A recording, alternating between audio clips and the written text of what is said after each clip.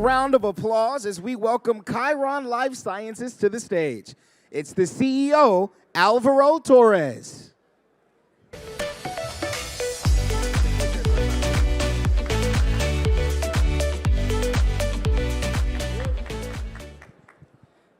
Hi, everybody. Good afternoon. Thank you so much for having me today. My name is Alvaro Torres. I am the co-founder and CEO of Chiron Life Sciences Corp. We are a medical cannabis company that's focused on the European and the Latin American markets with the objective of becoming the top brand in these markets. And I think after 5 years after founding the company, we can proudly say that today we're the top-selling brand in Latin America, the top-selling brand in the United Kingdom, and one of the top-selling brands in Germany. So what have we been able to achieve since we started the company? We started medical cannabis sales about 2 years ago. Year over year, we grew over 1,200% in our medical cannabis sales, where we make tremendous gross profits because we're really focused on adding value to patients. 30% of those sales come from our European market. And as of last quarter, almost more than half of our revenues come from European markets. And the reason we're able to do that is because the company is truly obsessed about how to deliver value to patients, how to educate doctors to prescribe cannabis, which in the end for the European and Latin American markets is what really matters. We're talking about a market that's going to be, as we heard before, what's happening in the United States almost 3 years ago. And the fact that we're able to have the top-selling brands in these nascent markets is tremendously important for us as we're seeing markets with tremendous growth opportunities over the next 10 years. Because we focus so much on the B2C strategy, we focus so much on educating doctors, providing good quality care for patients, creating value to those patients, and improving the quality of life of those patients, we're able to enjoy extremely high gross margins, way above the peers, because of that obsession with adding value and being able to show that patients can have the access that they need. Right now, we're selling in 5 countries, in Colombia, in Peru, in Brazil, in Germany, and in the UK. And out of these 5 markets, Colombia, Germany, and the UK are the markets that are bringing us the most growth, where we have a clear leadership position, particularly in the UK and Colombia. And we're just really getting started when it comes to international markets of medical cannabis.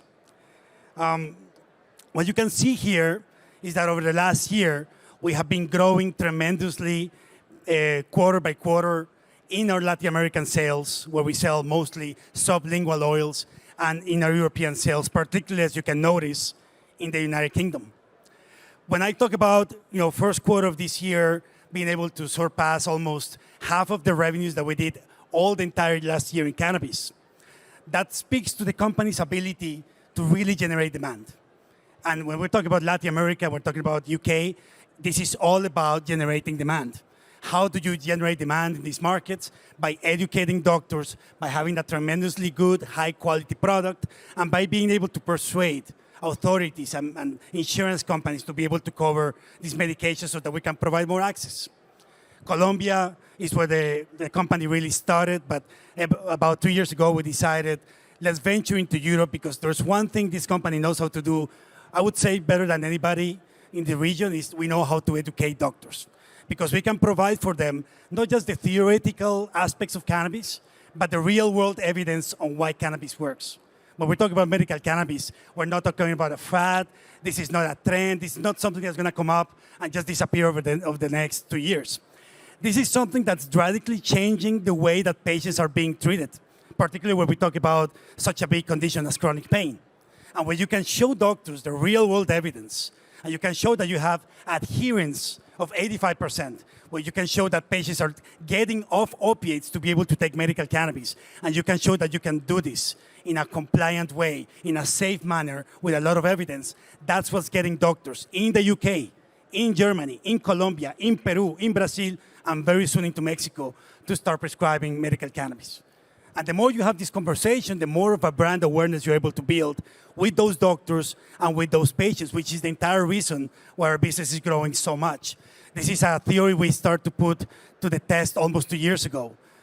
First quarter of this year, we're already on our way to 3 or 4 times as much cannabis sales as we did last year. In the month of March, we broke the $1 million revenue with 85% gross profits and gross margins. in medical cannabis, which is something that any company from Latin America or from Europe has been trying to do for a long time.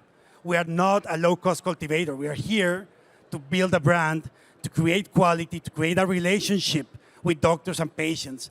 And that stickiness to our business is what's making us grow in Latin America and in Europe. And I would start to say, when you're talking about Europe, and we talk about the UK and Germany, which are the two markets that we're mostly focused on, very different markets in the way that regulation works, which is something that the company has built around a unique regulatory understanding of how to get a compliant product into the hands of a patient, how to educate a doctor using real-world evidence. And that starts to translate in the dominant position we're building, particularly in the UK market, as you can see from what we've done only in the last year. Now, our company is really focused on how do we develop that value, how do we create that value, and therefore we think about our supply chain as a combination of different types of strategies so that we can get that product as quickly, as safe, as efficient as possible into the hands of the patients. In Colombia and Latin America, we are a vertically integrated company. We have our own cultivation, our own extraction with the GMP standards, which we're able to produce at a very low cost in Colombia, extract it, have a shelf stability, have quality controls, and being able to ship it as a finished product into the hands of our patients in Brazil, in Rio, in Ipanema, and Lima, in Peru, and in Colombia. Very soon we'll be doing that in Mexico, which is, for Latin America, one of the biggest markets there is with more than 120 million people. In Europe, when we decided to venture into Europe, we realized that our advantage is not just to produce low-cost cannabis, which is something that many companies can do. The unique advantage of Khiron is that we know how to take real-world evidence and convince doctors in German and in English and in Spanish and in Portuguese. And that ability to capture that demand, capture that doctor, educate that doctor, show them the evidence, be able to publish articles in international publications about the efficacy of medical cannabis. That's what's driving doctors to write prescriptions. When those doctors write prescriptions that are Khiron branded, the patient feels better. The more we monitor that, the more stickiness to our business we have, and the more patients are coming back, the more doctors are coming back, and this is the basis of our growth. We are asset-light supply approach in Europe, where we source from third parties within the Iberian Peninsula, in Spain and Portugal, where we're able to tell our partners what we need to be supplied, what quality levels, and how do we get those products then into the hands of patients. And considering that we started in Europe almost only 11 months ago, I would say that that growth that we're seeing is really the first inning of the first game of the World Series when it comes to our ability to grow in Germany and the ability to grow in the UK, which are markets that are very nascent, that have tremendous opportunity and tremendous upside when you're talking about the soon coming regulatory changes that are going to happen in Germany with adult use cannabis, or even in UK as more doctors are able to prescribe these medications. And the more you start building those brands, which is really a connection with a patient and delivery of a value to that patient, the more we are able to grow in these markets. Now, when we think about Europe, we think about LATAM. Yes, we have to think about it as if it was the United States 3 or 5 years ago. We're talking about regions with tremendous population, tremendous needs for medical cannabis. Latin America is a region with 650 million people. Europe's a region with 750 million people. There's more than 7 million patients potential with chronic pain, anxiety, sleep disorders, mental health that are looking for cannabis as an alternative. Not only because it's probably better in a lot of cases from a health perspective in the short and long term, but also because it's a lot more economic than giving people opiates every day, as we have seen in the United States. The same problems patients and doctors face in the United States regarding opiate addiction are happening in our countries. And I think when we start to talk about the evidence that we're able to build, the way that we've been able to show that we are taking patients off opiates, of dangerous opiates, to start prescribing medical cannabis for the long term, that's when this equation becomes really interesting, and this is why medical cannabis is such a disruptor to the pharmaceutical industry. These markets need to be built, but the size of them are very important. I think first mover advantage plays a big role, Because if you're able to understand what's happening and be able to guide the way the conversation is happening, that's the way that you start to build a brand, start to build awareness, like we've been doing in Colombia, in Peru, now in Brazil, in the UK, and Germany. Now, when we talk about top-selling brand, we started medical cannabis sales in Colombia. As you can see, our business right now is being driven by this growth in Colombia, by this growth in the UK, by this growth in Germany. And even though we are not suppliers of products in the European market, the best ability we have is to be able to convince doctors, to be able to look for the right partners to supply the products that we need. Because we believe that in the future, or even today, there's got to be a differentiation between companies that focus on the patient and companies that produce the products, like in any other industry. And we're starting to see that right now in Europe. And that agility that we have to be able to do that is one of the reasons we're able to service the markets as quickly as we've been able to do. Now, we work into regions, and we start our company selling in Latin America. And Latin America is all about building demand. And about 3 years ago, when we were thinking, how do we build demand in a market where cannabis has such a high stigma? Because remember that on the war on drugs, Latin Americans have had to put up the price. How do you convince doctors to take a medication that was once considered, or is still sometimes considered, a drug, a dangerous drug, and start giving to patients from a 5-year-old girl with epilepsy to a 105-year-old woman with arthrosis? And this is why about 3 years ago, we decided to acquire and own our own network of clinics. Today, we've seen more than 20,000 patients with medical cannabis. We have 16 clinics worldwide. We just opened our first clinic in the UK in November of last year. We have clinics in Colombia, clinics in Peru, and we're building a clinic in Rio. And that allows us to capture that demand, generate real-world evidence that you're able to showcase to doctors in your network, outside your network, and show real results. Because this is not just a guy on the street smoking weed and saying, hey, you're going to feel better. This is about real science. And that science needs to be built with evidence. And we're building it through real-world evidence, which for us is the best way to convince doctors and patients everywhere in the world. Now, our ability to generate that evidence, the ability to show the results, have created more than 60% patient retention, which means that on a given day, 2 out of 3 patients that take medical cannabis from Khiron in our clinics are returning patients. And when you have returning patients, that's a brand. Because patients are returning for a reason, because it works, because the service is great, because we really do care about improving the quality of life of that patient. And because of this real-world evidence, we were able to convince the government of Colombia that medical cannabis should be covered. Because not only is the health equation better, but the economic benefits of cannabis are better for the system and for the patient. And when you're able to build that access, so for a patient who may prefer to take opiates because they're free instead of cannabis, even though cannabis is probably better for them, and you can get the government of a country like Colombia with 50 million people to cover medical cannabis for whatever prescription the doctor writes. That's the holy grail of what everybody in the world is looking for when it comes to medical cannabis. The United States is not even close to getting that done. And we have markets like Germany and Colombia where any patient with a prescription can get it paid by the insurance system. And the way that we were able to do it in Colombia is the same manner we're going to convince the NHS in the UK, because we're going to be able to show them the data of why this works from a health perspective and economic perspective. And then, when we start looking at Europe, most people would think that exporting to Europe is all about exporting supply. In reality, it's all about exporting knowledge. It's all really about exporting that ability to persuade doctors. We have an amazing European team that's led by European people who have been in the cannabis industry for a while, that also believe in the mission of the company, which is to improve the quality of life of patients. And Europe, last year, which represented 30% of our sales, is now, today, more than half of our sales on medical cannabis, with tremendous gross margins, which allows us to get to a point where we can see that cash flow neutrality that we've been looking for the last couple of years.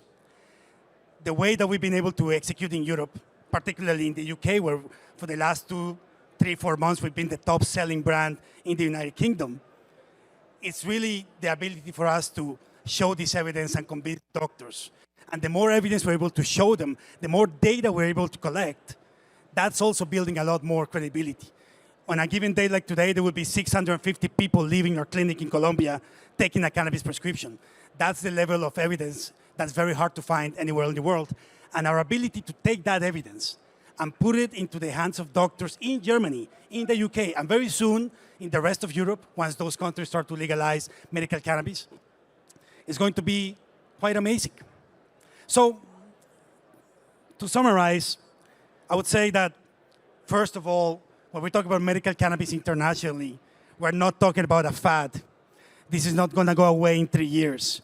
The results are showing it. Patients are looking for it. Doctors are more educated. Everybody's looking for medical cannabis as a good alternative. We're taking this real-world evidence that we're building through our clinics, which is now comprised of Colombian, Peruvian, and UK patients, and very soon in Brazil, and take that worldwide education and know-how to be able to relate into real-world evidence.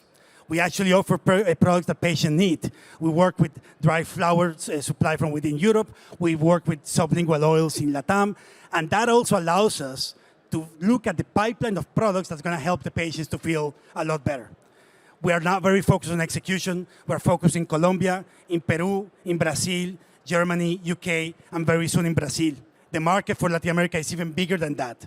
But right now what we're trying to do also is to show that this proof of concept is no longer a nice story, that there's a real good execution, that we're growing 40, 50% quarter on quarter, month on month on medical cannabis sales at a very high, good price and a very good value for the patient. We have an amazing team, Colombians running Colombia, Europeans running Europe, Peruvians running Peru, which is the way that you have to build an international business. And on top of that, there's a real credibility about how we can improve the quality of life. We have flexible operations. We don't have a big facility for cultivation, which allows us also to talk to other companies to be able to get a better supply, much faster supply, and really focus on building the demand. In Europe, we have partners that cultivate and extract for us. And those relationships allow us to be very flexible and very agile when it comes to meeting demand, like we just did in the UK. We do see a short-term path to profitability because we sell medical cannabis products at a very good price with very high margins. And we do that because, I would say, we decide to focus on the B2C aspect of the business and building that demand instead of trying to figure out how to be another supplier in the world. And in the next 10 years, every country will have its own supply. You don't think Mexico is going to allow Mexican cultivation, or Brazil is not going to allow for Brazilian cultivation? I don't think the race here is to try to be the biggest company to supply cannabis. The race here is how to be the top brand, and then you can figure out the supply chain strategies as you see fit, just like we're doing in Europe. And again, and lastly, the name Chiron comes from the Greek centaur that taught Hercules medicine, who was the patron saint of pharmacies. We've always been focused on how to build demand. You can produce as much of this as you want, but somebody's gonna buy it once. And if you think that's hard, think about having to buy it twice, 3 times, 4 times, and then for years. And that ability that we have of having more than 25,000 patients worldwide with a 60% retention going on 70%, that's what's building the Chiron brand. I would say that today we are enjoying that brand awareness. We have a lot of work to do. We are keep growing in these markets, but everything that we've been doing and everything we said we're gonna do, we've been able to execute in those markets that we're talking about. And now looking at Europe as a very big market for us, that's also going to build a lot of credibility in a market where everybody in this conference agrees is going to be the next United States. So with that, I want to thank everybody. More than happy to take any questions from the audience or not. Thank you so much for having me here today at this conference. Thank you. Yes, sir.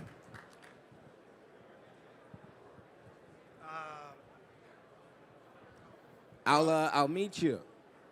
Let's get a microphone so we can hear the question. I was going to jump and. Thank you. So, in the U.S., I am not an expert. I'm new to the space, but I get the impression that the medical marijuana business is sort of, well, to be a little cynical, it sells cards to people so they can get high and not get arrested by policemen, right? So is there any of that aspect to what you're doing, or are you doing 100% products that are designed and custom made for specific medical purposes? You're absolutely right. The United States and even Canada, medical cannabis are disguised for adult use in the end. But in Europe and Latin America, we're talking about a real pharmaceutical industry. It has to have real European standards. It has to have shelf stability. It has to have data to be able to prove it. And you need to be able to convince each doctor and each patient that this is the right alternative for them. One of the challenges when you're talking about doctors is they don't want their patients to just get high on weed. And so this is why real-world evidence matters so much, because you have to show them that there's real proof behind taking a high dose of THC for pain management. Latin America and Europe are very, very adult medical cannabis focused. Even in Germany, where there's talks about adult use, the German market is covered by insurance, which also makes that a patient who's really looking to get better is going to go to the insurance company to get it for free, but it's going to have to be prescribed by a doctor. And that has a lot of challenges, but also a lot of opportunity where you're focusing on something that really works. And this is what the pharmaceutical companies are looking for in the next 5 years. Who are going to be the companies that really have a base of demand so that they can enter that business and really not get into the adult use? And I don't think we'll see that very soon in the markets that we're targeting. All right. Any other questions from the audience? Right behind me. Hi, Alvaro. Hi. Nice to meet you here. Well, my name is Luis. I'm doctor in science. I would like to request your help or collaboration in order to be in contact with other doctors that can use my CBD. I came here in the United States 2018 in order to find one vaccine against COVID disease. I received the patent right of one proposal of my vaccine, but I was blocked in order to find the carrier to use my vaccine. I was forced to develop the CBD oil, and I get another patent 2 weeks ago. Congratulations. Thank you. But like doctor, I would like to share my discovery with another doctor to use my CBD because it's 96% pure and it's considered like medicine. But I don't like that will be like to use like, in different way. But I see that in your collaborator is more focusing medicine in different countries that I don't have any contact. I would like to be in contact with you in order to share all our proposal because now my COVID disease proposal is ready with CBD oil, but I'm sure that another vaccine and medicine will be in linking with your contact. If you agree, we can make some contact with my company. Absolutely. Absolutely. Thank you so much. Connections being made. That's what it's all about here at the Cannabis Capital Conference. Thank you Let's so hear it much. for the Thank CEO you. of Chiron Life Sciences, Alvaro Torres.